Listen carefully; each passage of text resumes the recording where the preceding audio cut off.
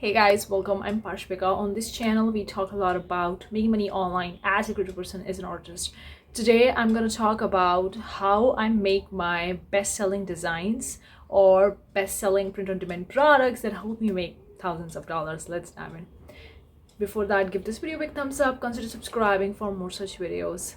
If you're interested, I have a cool products. I have courses, ebook, guides, planners. I have a lot of the products to help you guys make money online.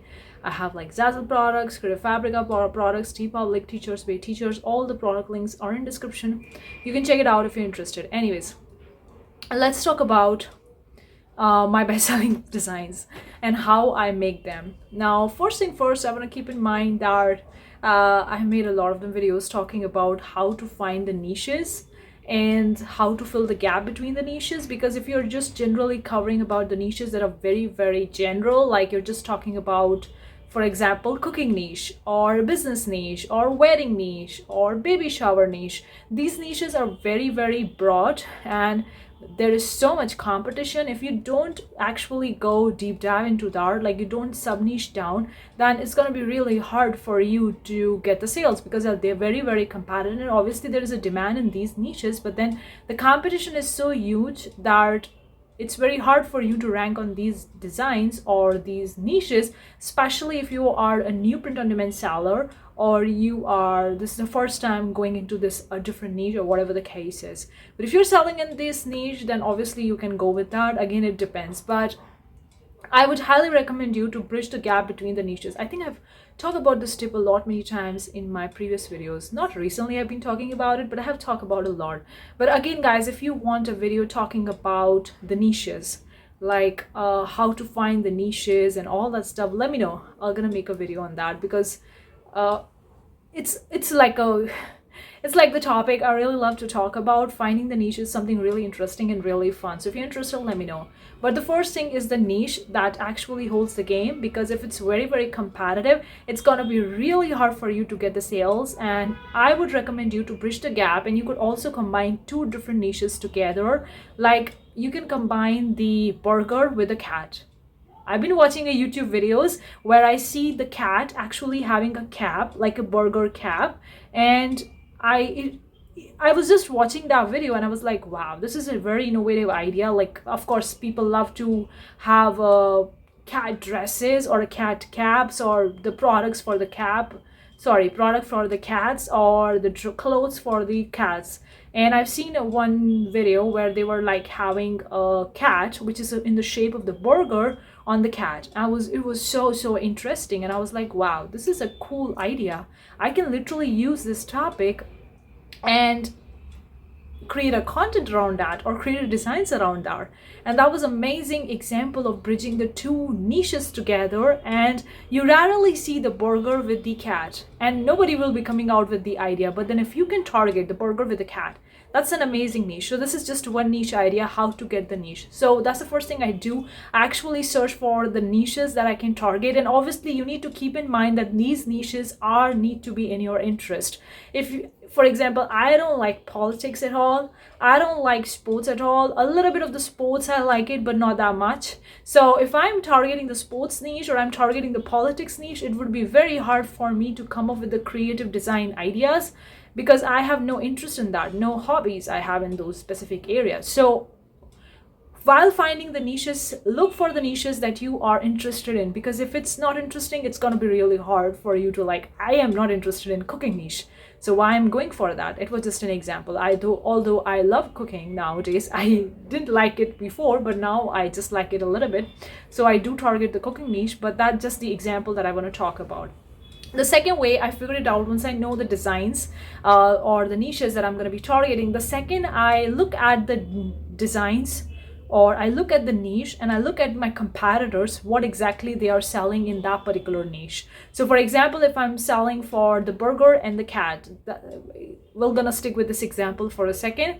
So I'm gonna look at the cat niche, what exactly the products are selling in the cat niche, and I'm gonna look in the burger niche, what exactly is selling in the burger niche, and I'm gonna look at my competitors. And when I look at my competitors, the idea is not to copy them. I'm just going to look at for as an inspiration and idea. And when I look at the ideas, sometimes my own design ideas pop up. So I do this like research for the design ideas, for the product idea once in a while, like once in 10 days or once in a week, depending on how much I want to do it or how many designs I want to come up with. So I just look at the competitors, and the moment I look at them, my own design idea pop up in my mind.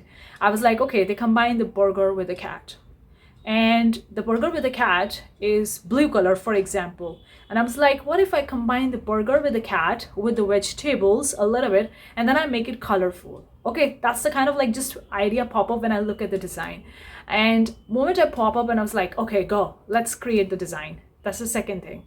I create the design. Now, majority of the designs that I create, I make my own art. I make my own art from scratch. But sometimes when I'm using a pictures, like if you use a musical instrument picture or a cat or a dog picture, you can create them in the Photoshop if you like to, but then you can also use the AI. So nowadays I'm also using the AI. Not nowadays, it's been like few months, in fact more than a year that I've been using AI for creating some of my pictures which I can't design by myself. Like I can't design a guitar picture. I mean picture, not art piece. I can design the artwork, but I can't design the picture. Makes sense, right? Of course I can take the picture from my camera, something like that, but then I find it more convenient to use the AI for that. So you can use the AI. There are so many AI tools. I use the Canva. Canva has an AI tools. You can use different softwares. You can use Creative Fabrica if you're interested. The link of the Creative Fabrica is in description. If you're interested, you can very well check it out. I'm an affiliate to that. I'm gonna receive a small percentage commission if you use their tool or use their website, whatever.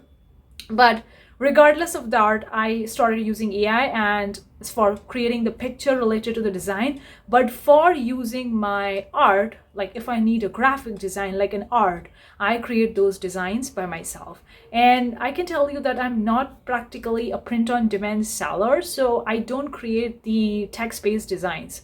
I rarely create the text-based design. Majority of my designs has text and some design element. That could be a graphic or that could be an image. Like I use a combination of both these two. I rarely have only the text, simple text design. I rarely use it because I love creating art and I want to use my art, so I use my art. So for example, if I'm targeting the cactus, I have my cactus and then I use a little bit slogan, or I have a multiple different colored cactus, whatever. I create the design and then I upload. Now I'm going to tell you some of the platforms that I use to upload. I upload on the Teepublic, I upload on Zazzle. I also sell on the Creative Fabrica, but for that I only sell the design elements. I'm not selling it as a print on demand, but that's a different story. So for print on demand, I currently only use Zazzle and Teepublic. I think I only use these two. I do have some products on Society6, but I'm not actively uploading on them. Threadless, I did upload it before, but now I'm not at all doing it. And Redbubble, I'm not even active. Merch by Amazon, I've never been there before. Etsy, I did try it for print on demand, but it didn't work for me because in the beginning I got the sales, but then after that Etsy banned my account, shut down my account. I don't know for what reason. I tried to contact them, but nothing happened. So after that one thing, I stopped it. The same thing happened with the Redbubble. My account got suspended. I think I've already made a video about it. I'm gonna leave that video in the card section above. I think it happened back in 2021. I guess if I'm right. I don't really remember. It's been a really long time for me.